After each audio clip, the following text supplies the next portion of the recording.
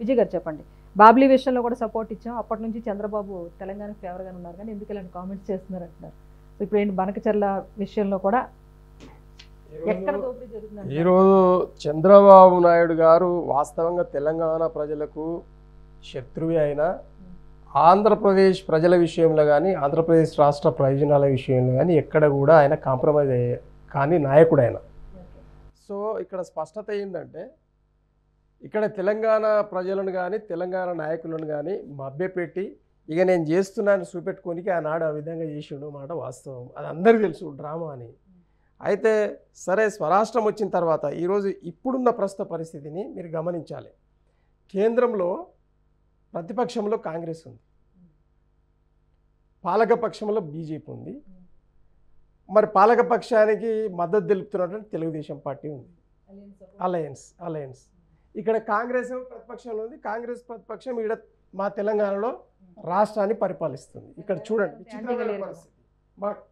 అయితే ఇక్కడ వాస్తవంగా నిజంగా కాంగ్రెస్ పార్టీ ప్రభుత్వం నిజంగానే మాలాగా పనిచేస్తే లేదు చంద్రబాబు గారి లాగా పనిచేసిన ఈ రేవంత్ రెడ్డి గారు శభాష్ అంటారు తెలంగాణ ప్రజలు.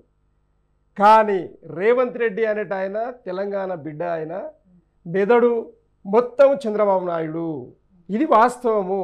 ఈరోజు కాంగ్రెస్ను బొందబెట్టిండు. 15 నెలలనే ఈరోజు తిరగబడ్డారు జనాలు. ఎందుకురా బాబు ఊకెనన్నా పోలేదండి. ఆయననే టీడీపీ కదా. ఇప్పుడు వాస్తవంగా చూడడానికి కాంగ్రెస్ ముఖ్యమంత్రి కానీ వాస్తవంగా తెలుగుదేశం ప్రభుత్వం నడుస్తూ ఉన్నది.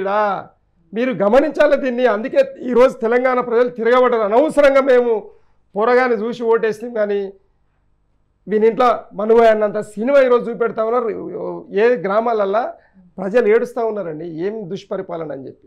అయితే ఇక్కడ పంచాయతీ అంటే మేమేమంటున్నాం, సరే మా మీద కోపం ఉంటే అవినీతి ఆరోపణలు నిరూపించండి, మీరు కమిషన్లు వేయండి, కోట్ల సూటు దింపండి, మీకు దమ్ము ధైర్యం ఉంటే మేము వద్దంటలేము. ఏది మీకు కావాల్సింది ఏది క్రెడిట్ గోస్ట్ అనే దాంట్లో మీరు బురద జల్లేదేంది గింత కదా. అవినీతి అవినీతి అవినీతి ఆడ 1,00,000 కోట్ల రూపాయలే కాలే 1,00,000 కోట్ల రూపాయల అవినీతి జరిగిందని చెప్పి వీళ్ళంటే ఎక్కడమ్మా? ఇప్పటిదాకా ఈ రోజు వరకు ఖర్చు అయింది 94,000 కోట్ల రూపాయలు మాత్రమే. వీళ్ళేమో 1,00,000 కోట్లు అంటారు. అంటే విచిత్రమైన ఏం మాట్లాడుతున్నారో వాళ్ళకి తెలియదు. అయితే రాష్ట్ర ప్రయోజనాల విషయంలో అక్కడ చంద్రబాబు నాయుడు గారు కాంప్రమైజ్ కారు, ఇది మాకు తెలుసు. రాష్ట్ర ప్రయోజనాల విషయంలో ఇక్కడ కేసీఆర్ గారు కాంప్రమైజ్ గారు, అందరికీ తెలుసు. యుద్ధం అనేది చంద్రబాబు నాయుడు వర్సెస్ కేసీఆరే ఉంటుంది కానీ మధ్యలో ఎవరిది ఉండదు. ఒకవేళ ఉండాలి గిండాలి అనుకుంటే రేవంత్ రెడ్డి గారు బుద్ధి తెచ్చుకొని నీవు కూడా ఒక ముఖ్యమంత్రివి, నీకు హోదా వచ్చింది అదృష్టవశాత్తు, దాన్ని నిలుపుకోవయ్యా అంటున్నాం. ఎట్లా నిలుపుకోవాలి అంటే నీవు బనకచెర్ల ఏ అనుమతులు లేవు, ఇప్పటిదాకా అనుమతులు లేవు అనడానికి రీసెంట్లీగా మనకు ఎట్లా తెలుస్తుంది? ఇదే కిషన్ రెడ్డి గారు స్టేట్మెంట్ ఇచ్చారు కదండి. ఇప్పటిదాకా మాకేం అప్లికేషన్స్ రాలేదు, ఇప్పటిదాకా మాకు రాష్ట్ర ప్రభుత్వం అనుమతుల కోసం అప్లై చేయలేదు, కాబట్టి మా దగ్గర బనకచెర్ల గురించి అసలు ఏం రూపురేఖలు లేవు అనే మాట కిషన్ రెడ్డి గారు మాట్లాడుతూ ఉన్నారు. అంటే అక్కడనేమో రూపురేఖలు చూపెడతాడు చంద్రబాబు నాయుడు గారు, ఇక్కడనేమో రూపురేఖలు వెళ్ళాలంటాడు కిషన్ రెడ్డి గారు. ఈ డ్రామా కాకపోతే ఏంది? పోలీసు వాళ్ళని పెట్టి రాత్రి భవన్లు బాధ్యత తీసుకోవాలి. పార్టీ అధ్యక్షుడిగా ఉన్న ఉత్తమ్ కుమార్ రెడ్డి గారు అడిగారు కదా, కేసీఆర్ గారు అవకాశం ఇచ్చింది ప్రజలకు. ఏదైనా కూడా నేను కూడా పోరాటం చేసి వచ్చినటువంటి నాయకుని కాబట్టి సరే పోరగాడు సీఎం కావాలనుకోండేమో అయ్యిండు చేసుకోవడానికి పరిపాలన చేసుకోవడానికి అవకాశం కావాలని ఆయన సంవత్సరంన్నర ఖాళీగా కూర్చుండు, ఏమనలే ప్రతిపక్ష నాయకుడిగా. కానీ మా ఎమ్మెల్యేలు మొదటి రోజు అంటే 100 రోజులు నుండి 100 రోజుల లోపల 6 గ్యారెంటీలు ఇస్తాము అని మాట ఇచ్చిన తర్వాత మాట జవదాటిన తర్వాతనే మా వాళ్ళు నోరు తెరిచి యుద్ధం నడిచింది. మేము ఉన్నాం కాబట్టి కనీసం ఆ 1 రూపాయి ప్రజలకు అంతా ఉంది. ఎందుకనంటే ఏది మన కాంగ్రెస్ పార్టీ ఫిత్రతే అంత వచ్చేదాకా కుర్చీ మీద కూర్చున్నదాకానే, కానీ కుర్చీ మీద కూర్చున్నాక వాడేవాడో వీడేవాడో కథం జనాలు లేరు, ఎవరు లేడు, వానికి ఎన్ని పైసలు కావాలన్నా అది జనాల ధన దోపిడీ తప్పిస్తే వాళ్ళకి వచ్చేది ఏం లేదు. ఇందులో మేమేమంటున్నామంటే మాకు మీ మీద ఎలాంటి కోపం లేదు, మీరు రాష్ట్ర ప్రయోజనాలను మీరు రక్షిస్తారా లేదా, నీటి ప్రయోజనాలను రక్షిస్తారా లేదా, బనకచెర్లను ఆపుతారా లేదా అనేది క్వశ్చన్ లేని పక్షంలో మేము ఖచ్చితంగా తెలంగాణ ఉద్యమం రాష్ట్రం కోసం ఏ విధంగా అయితే మొదలుపెట్టినామో మేము ఖచ్చితంగా బనకచెర్ల ఆపనీకే మేము తయారుగా ఉన్నాం. మా దగ్గర వ్యవస్థ ఉన్నది.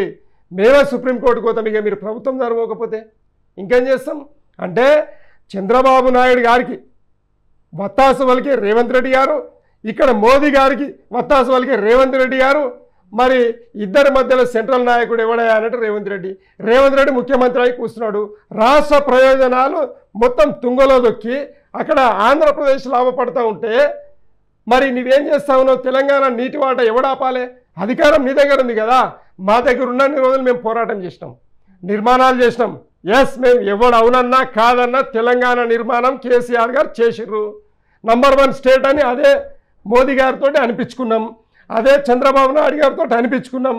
మొత్తం దేశంలో ఉన్న అన్ని రాష్ట్రాల ముఖ్యమంత్రులు వచ్చి తెలంగాణను చూసి నేర్చుకొని పోయి చదువు నేర్చుకొని మా కాళేశ్వరం ప్రాజెక్టును చూసి మొత్తం ఇంజనీర్లు పాఠాలు నేర్చుకొని పోయి అడగడుతూ ఉన్నారు.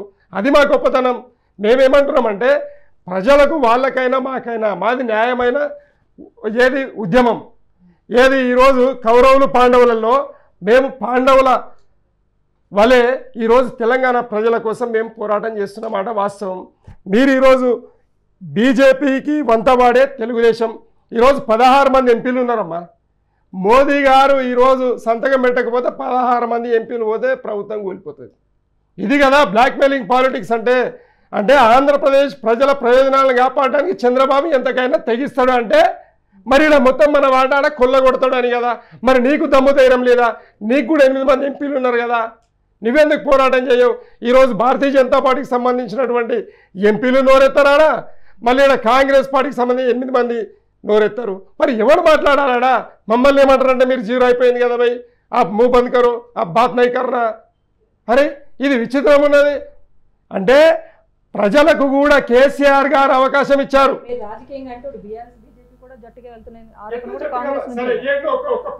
ఈ ప్రయత్నం మరి కిషన్ రెడ్డి తరపున ఎందుకు జరగట్లేదు? ఇప్పుడు మీరు బనకచెర్లను ఆపే ప్రయత్నం చేస్తూ ఉంటున్నారు. ఇక్కడ ఒక ప్రతిపక్షంగా ఉన్న బీజేపీ నుంచి ఎందుకు ఒక ప్రతిపాదన సెంట్రల్కి వెళ్ళట్లేదు? అమ్మా మేము అదే అంటున్నాం కదా.